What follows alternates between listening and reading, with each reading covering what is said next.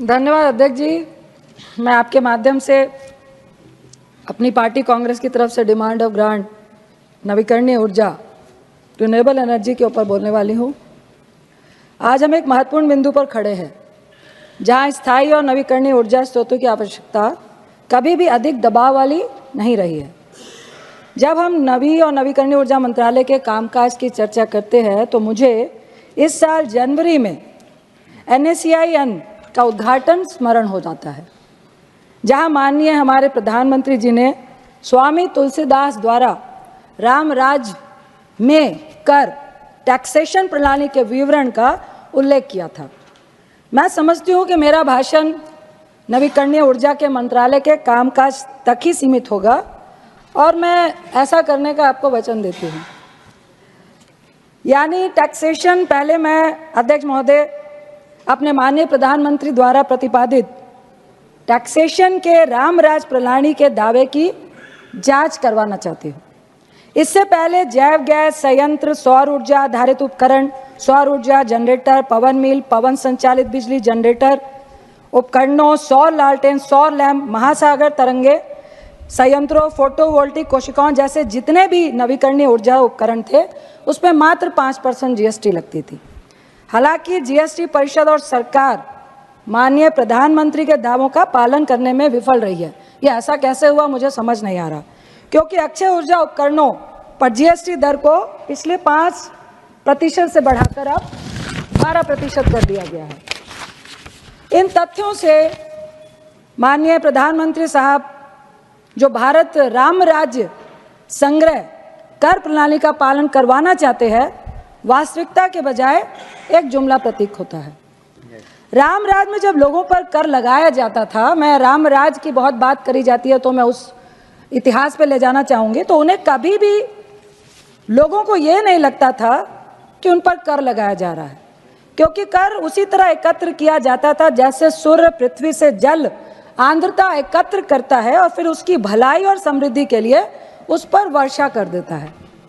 भगवान राम का विचार करदाताओं को और लोगों को यह महसूस कराना था कि सरकार उनके कल्याण के लिए काम कर रही है। हालांकि आपकी सरकार, कलयुग की सरकार, उन लोगों पर लगा रही है जो कर है, जो सूरज से आने वाली ऊर्जा को संग्रहित करने और उसका उपयोग करने का साहस करते हैं। इसके अलावा सरकार द्वारा, आप ही लोग ने कहा है कि 2070 तक शुद्ध, अभी हमारे स्पीकर भाजपा के भी बोल रहे थे कि कार्बन उत्सर्जन प्राप्त करने के लिए निर्धारित लक्ष्य प्राप्त करना है। जिस तरह से कर की रफ्तार बढ़ रही है, हमें नहीं लगता है कि आप इस लक्ष्य को प्राप्त कर पाएंगे। भारत सरकार ने बिजली की खपत के लिए सौर ऊर्जा का उपयोग करने के उद्देश्य से गुरुग्राम में 2015 में ही अंतर्राष्ट्रीय सौर जो गठबंधन की स्थापना की। हालांकि अगर हम इलेक्ट्रिक वाहनों पर ध्यान केंद्रित करते हैं, जिन्हें सरकार द्वारा बढ़ावा दिया जा रहा है, तो वे अपनी ऊर्जा का एक बड़ा हिस्सा जो है वह कोयला बिजली से लेते हैं। और आप ही की रिपोर्ट में कहा गया है कि लगभग आज भी अपनी ऊर्जा का जो प्रॉपर इलेक्ट्रिक की जितनी चीजें चल रही है, आप 55% कोयला बिजली से ले रहे हैं। और दूसरी तरफ हम ग्रीन एनर्जी की बात कर रहे हैं। रिकॉर्ड में तो 55% है मंत्री महोदय साहब, लेकिन रियलिटी में सौर, विंड, हाइड्रोजन सब मिला के भी जो 40-45% बिजली की हम बात कर रहे हैं, सच्चाई में तो मात्र ये 15 से 20% ही है, क्योंकि शाम में आपको इसमें दिक्कत आती है ड्यू टू हमारे पास भंडारण नहीं है, दूसरा हमारे पास क्लाइमेट की प्रॉब्लम है, तो इसको उजागर करना चाहिए था। दूसरा, माननीय सभापति महोदय, ये आश्चर्य की बात है कि एनडीए सरकार पर्यावरण को बचाने के लिए आम जनता की वकालत करती है, लेकिन दूसरी तरफ जो सुनने में आया, जो ऑथेंटिकेशन में मैं लेके आई हूँ, माननीय प्रधानमंत्री मोदी साहब के विशेष सुरक्षा समूह SPG ने 3 विशेष बंतरबग्ध वाहनों के पंजीकरण की अवधि बढ़ाने के लिए NGT के समक्ष एक आवेदन दायर किया था, जिसको बाद में रिजेक्ट कर दिया गया SPV के लिए। NGT द्वारा आवेदन को खारिज कर दिया गया, लेकिन यह सरकार के असली रंग को दर्शाता है और मैं आपसे और अपने आप से तब से एक सवाल पूछ रही हूँ कि अगर माननीय प्रधानमंत्री इलेक्ट्रिक वाहन में सुरक्षित महसूस नहीं कर रहे हैं तो क्या हम ऐसे वाहनों को नागरिकों को सुरक्षित महसूस कराने की उम्मीद कर सकते हैं? तो ये दोहरीकरण किस लिए हो रहा है, ये दोहरापन किस लिए है? अब हम आते हैं बरकर विश्वविद्यालय में भारत ऊर्जा और जलवायु केंद्र के शोध के अनुसार भारत को 2027 तक शाम के बिजली कटौती का सामना करना पड़ सकता है।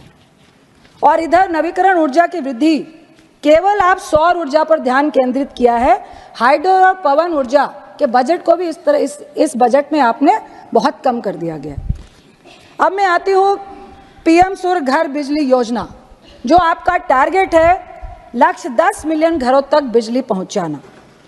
विशेषज्ञ का संशय है कि जो लागत है स्टार्टिंग की, जो लगभग पूंजी 72,000 करोड़ रुपए है, जो औसतन आप 1.5 किलोवाट की क्षमता के लिए आप 52,000 करोड़ की लागत दिखा रहे हैं, जो मौजूदा सब्सिडी संरचना जो प्रारंभिक पूंजी लागत का लगभग 50% पूरा करता है। तो ये स्पष्ट नहीं है कि बाकी क्या उपभोक्ता व्यय करेंगे, जो आगे आपका जो 7% ब्याज है वो दिखा रहा है। हाथी के दांत दिखाने के कुछ और, खाने के कुछ और है। आपने लंबी लंबी बातें करी, करेंगे करेंगे करेंगे, लेकिन होगा कैसे इसका कोई भी उदाहरण यहाँ पर नहीं है। आप छत में सौर ऊर्जा मुफ्त, प्रधानमंत्री मुफ्त उपजा की बात करते हैं, जो 2022 का लक्ष्य से 40% कम है। मुफ्त बिजली का वादा आपने किया है, जिस पे आप सबसे ज़्यादा फोकस, रूफटॉप प्रधानमंत्री मुफ्त योजना। आप मेरे को ये बता दीजिए कि लगभग 1 kg वॉट में आपको 50-60 हज़ार रुपये लग रहे हैं।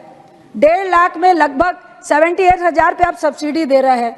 लगभग 72 से 73 हज़ार पे जो उपभोक्ता है उसको 7% ब्याज, जो मार्केट ब्याज है, उस पे आप उनसे ब्याज ले रहे हैं। तो सबसे पहले तो ये मुफ्त योजना है क्या?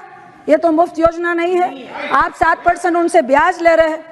दूसरा, फिर आप कह रहे हैं कि बिजली उत्पादन अगर ज्यादा हो रही है 300 यूनिट से, या 300 यूनिट भी आपकी नहीं लग रही है, तो आप डिस्कॉम को जमा करें।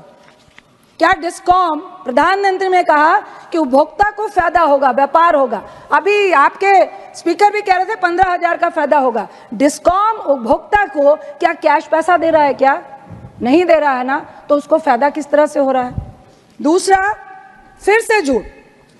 डिस्कॉम, ऊपर से डिस्कॉम का मीटरिंग का जो पैसा है वो लोगों को अलग से देना है। तो फिर यह जुमला नहीं तो क्या है? मेरे कुछ सवाल हैं।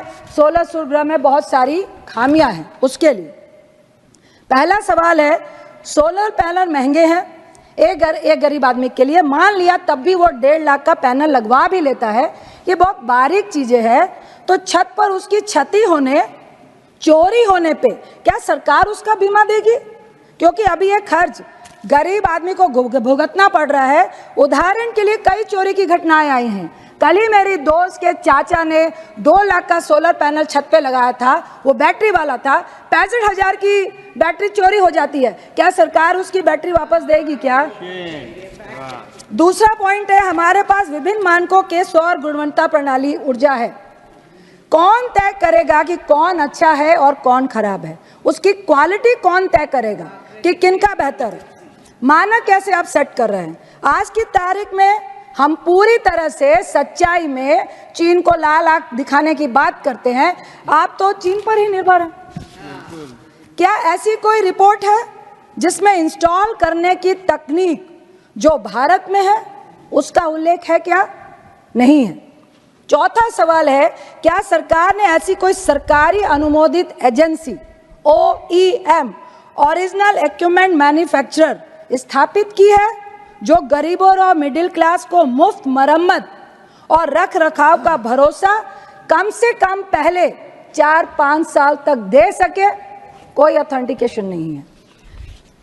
एक मैं सलाह देना चाहती हूँ कि क्या आप कह रहे हैं कि अगर ज़्यादा बिजली किसान ने ली तो उसको आप डिस्कॉम में दे, क्यों नहीं पंचायती राज को पंचायत की जमीन पे पंचायती राज के लोग सोलर पैनल लगाएं और जो ज्यादा बिजली होती है डिस्कॉम और सरकार उनसे खरीदे। उपभोक्ता क्यों सरकार को देने जाए? उससे पंचायत को फायदा होगा, उनको कैश मिलेगा। वास्तविकता यह है कि सूर्य घर बिजली योजना एक लॉलीपॉप है जो वास्तविकता को छुपाती है।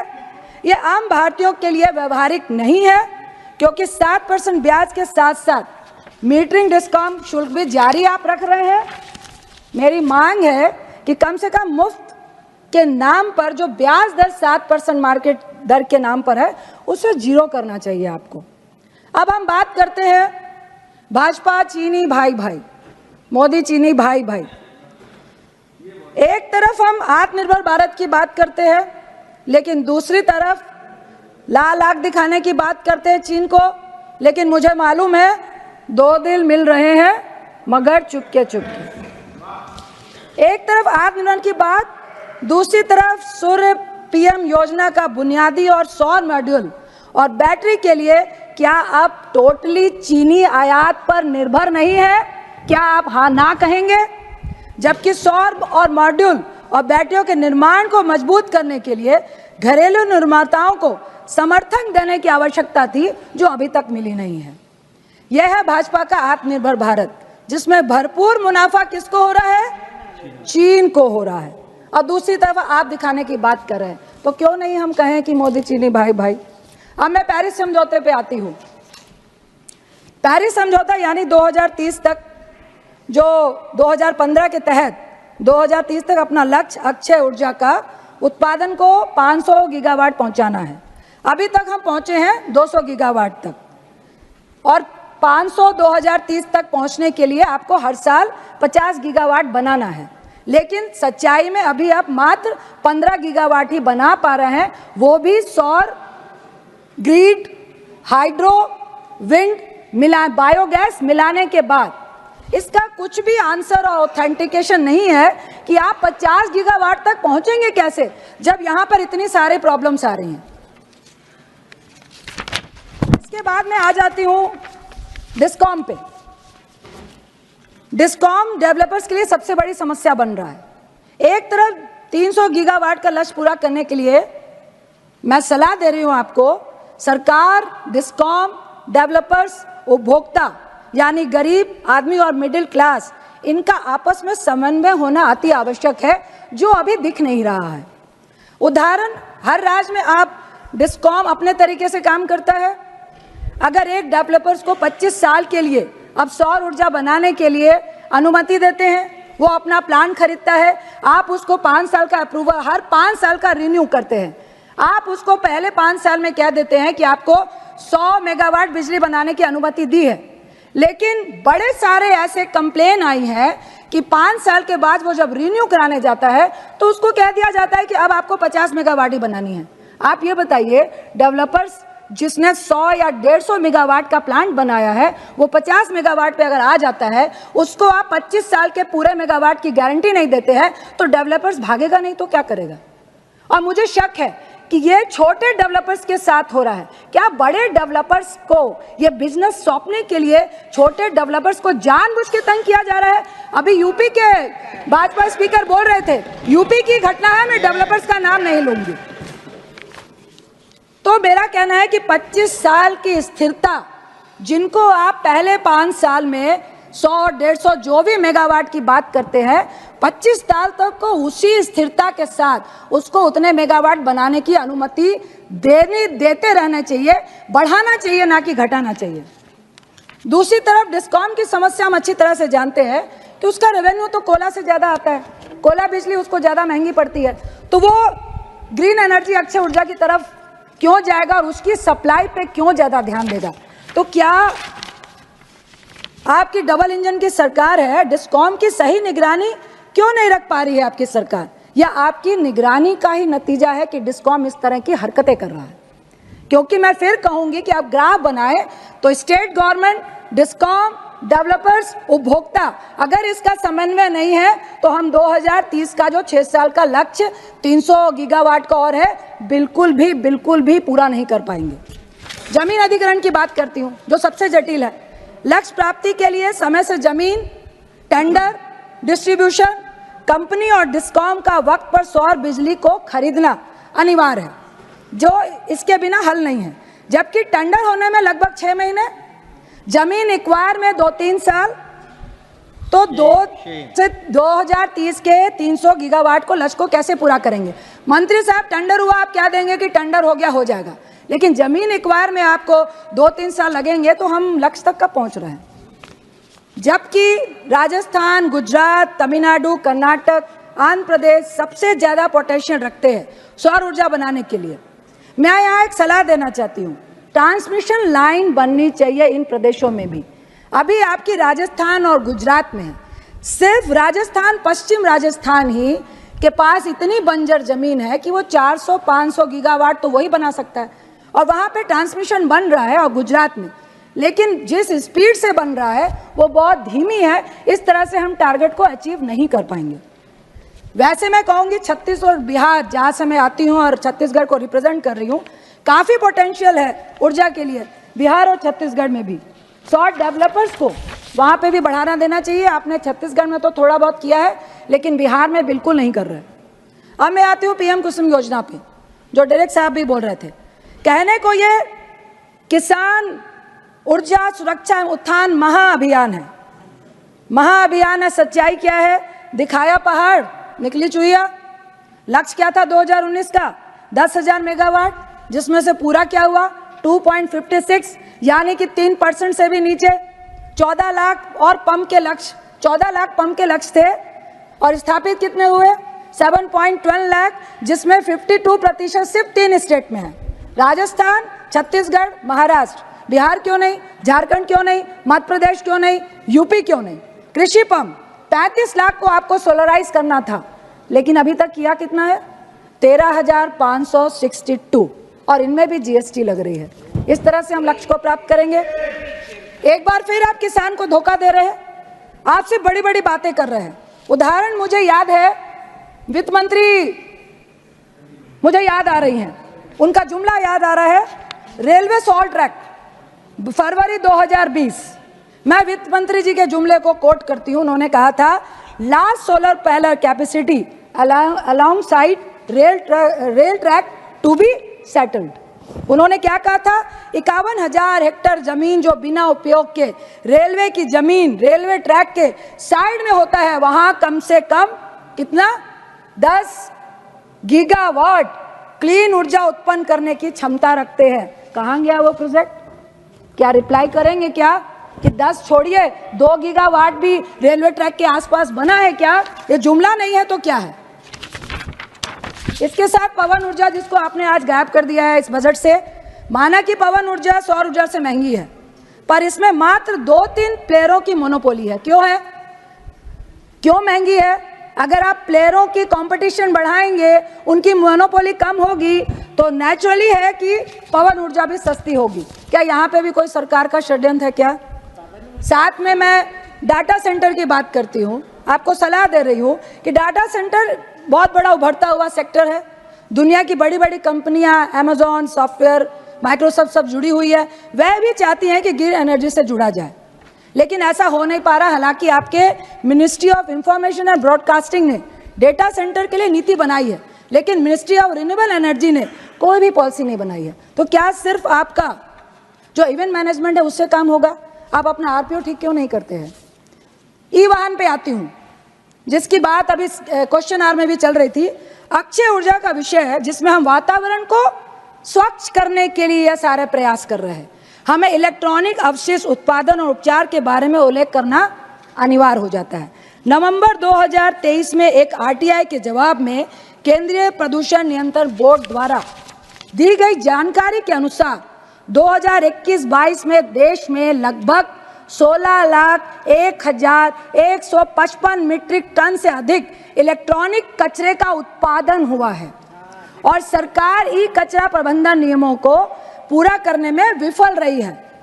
विभिन्न आईआईटी के शोध के अनुसार ई कचरे में Misa, cadmium, chromium, brominate, flame, पॉलीक्लोरिनेटेड बाइफेनाइल जैसे जहरीले पदार्थ होते हैं, जो लैंडफिल में ई कचरा मिट्टी और जलाशयों को दूषित करते हैं और साथ ही खाद्य आपूर्ति प्रणाली और जल स्रोतों को खतरे में डालते हैं। इसके बारे में रिन्यूएबल एनर्जी क्या कर रही है? और ये ऑथेंटिक कोर्ट का मेरे पास ऑथेंटिकेशन है।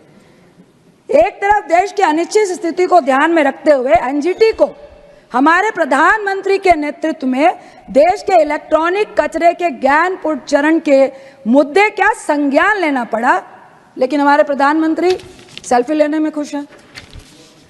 अंत में कंक्लूड कर रही हूं कि हमारी मांग है कि सरकार से अनुरोध करती हूं कि अच्छे ऊर्जा उपकरणों को जीएसटी के दायरे से छूट दी जानी चाहिए ताकि लोगों को सौर ऊर्जा के लिए प्रोत्साहित किया जाए।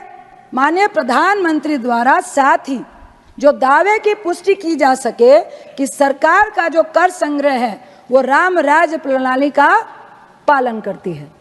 अध्यक्ष महोदय, सरकार को यह स्वीकार करना होगा कि अक्षय ऊर्जा के भंडारण की समस्या है और वो सब कुछ गरीब लोगों पर आप नहीं छोड़ सकते कि आपको बस डिस्कॉम को जमा करना है और डिस्कॉम सप्लाई नहीं करेगा, बल्कि उसे अक्षय ऊर्जा की स्थापना, भंडारण, चैनलाइजेशन में सक्रिय भूमिका जो है निभानी पड़ेगी।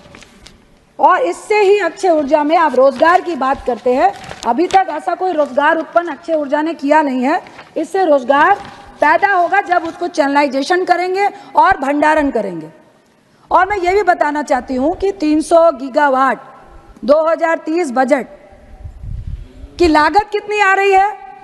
लगभग मेरा जो अनुमान है 12 से 13 लाख करोड़। इसका स्रोत क्या है? कहाँ से लेकर आएंगे? क्या यह सही है कि नहीं? 2030 तक कितनी लागत लगने वाली है? मुझे उम्मीद है कि भारतीय माननीय प्रधानमंत्री और उनका मंत्री परिषद मौजूदा अक्षय ऊर्जा में आ रही समस्याओं का हल करेगा, ना कि समस्याओं को पैदा करने का काम करेगा।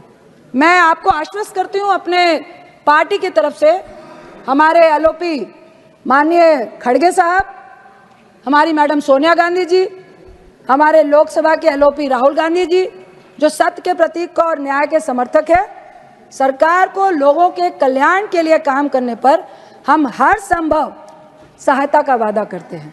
मैं माननीय मंत्री जी से अंत में एक रिक्वेस्ट करना चाहूँगी। बहुत बातें हो रही है कि रिन्यूएबल एनर्जी में बहुत सारा रोजगार मिलेगा, पर जितना खोजा मैंने मुझे कहीं भी रोजगार उत्पन्न होता हुआ दिखा नहीं। मैं आज से रिक्वेस्ट करती हूँ, कम से कम नवीकरण ऊर्जा मंत्री से अनुरोध है कि मंत्रालय और उसके तहत काम करने वाले उपक्रमों के तहत महिलाओं को कम से कम 33% जो आरक्षण है, आप अपनी मिनिस्ट्री में ही उचित कदम उठा दीजिए। और साथ में मुझे उम्मीद है कि अक्षय ऊर्जा क्षेत्र, एक बात को जरूर ध्यान में दीजिएगा, मुझे उम्मीद है मंत्री साहब कि अक्षय ऊर्जा भारत के हाथ में रहेगा। अक्षय ऊर्जा भारत के हाथ में रहेगा, भारत के जेन्युइन लोगों के हाथ में रहेगा, छोटे डेवलपर्स को भी मौका मिलेगा। इससे आप दोबारा से A1, A2 जैसे निजी कारोबारियों को संभालने की पेशकश नहीं करेंगे, इसकी मैं उम्मीद रखना चाहती हूँ। आपका बहुत बहुत धन्यवाद कि आपने इतना वक्त दिया।